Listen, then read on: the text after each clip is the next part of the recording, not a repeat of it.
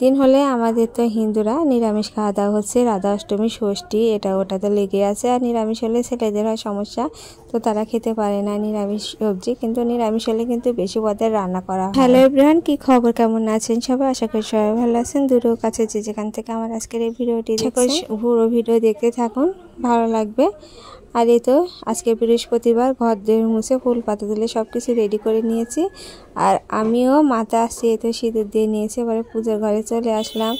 আমি কাপড় চেঞ্জ করে নিয়ে তো পুজোয় বসে গেছি। তো প্রথমে আমি গোপাল সোনাকে চান করিয়ে নেব। আর আমার কিন্তু ঠাকুর পূজা দিতে খুবই ভালো লাগে, কিন্তু সব কাজ যদি এক হাতে করা হয় তো মাঝে মধ্যে শরীরটা খুব খারাপ লাগে, সেই জন্য আর ইচ্ছা করে না। এই তো আমি ঠাকুর গোপাল সোনাকে চান করিয়ে নিচ্ছি।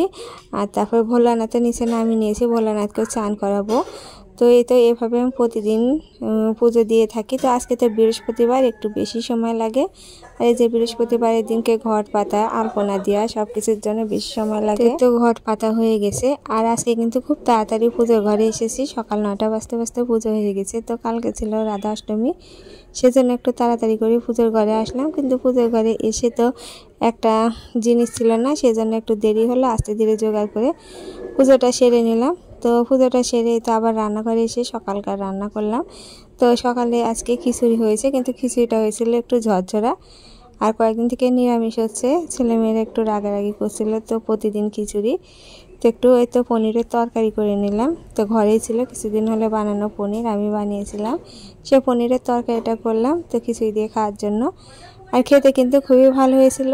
তো এই তো আবার দুপুরে রান্না জোগাড় করতে লেগে পড়েছি। তো সবজি কেটে নিচ্ছি। আর এই সবজিগুলো কিন্তু আমার খুবই ভালো লাগে।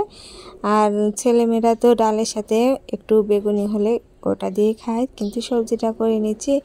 পরে ওদেরকে হয়তো সন্ধ্যাবেলা একটু রুটি দিয়ে কি পরোটা দিয়ে দেবো, না হলে এমনিতে খাইয়ে দেবো। সবজি খাওয়া কিন্তু খুবই ভালো। আর আমি চেষ্টা করি প্রতিদিন ওদেরকে একটু করে হলে সবজি খেতে দিতে, কিন্তু ওরা খেতে চায় না। কিন্তু ডালের দিনে আমি সব রকম মিক্সড একটা সবজি করি, যাতে বিকালবেলা কি সন্ধ্যা পর ওদেরকে একটু খাইয়ে দিতে পারি, আর সবজির পুষ্টিটাও যাতে পায়। আর মাছ মাংস যে একভাবে খাবে আমি সেটার পক্ষে না, তো একটু সবজিও খাওয়া লাগবে, সেজন্য আমি এইভাবে নিরামিষও করি মাঝে মধ্যে। আর এভাবে সবজি করে কিন্তু ওদের জন্যই। তো এবারে বেগুনি ভেজে নিচ্ছি। বেগুনি ভাজলে আর সমস্যা হবে না খাওয়ার জন্য। তো কালকে তো শুক্রবার আছে, মাছ মাংস তো হবেই, সেজন্য আজকের একটু রান্না বান্না বেশি করা লাগলো। ওদের জন্য বেগুনটা করতে একটু সময় লাগে। যাই হোক, এদিকে রান্না প্রায় হয়ে গেছে। এবারে ডালটা আমি ফোড়ন দেবো।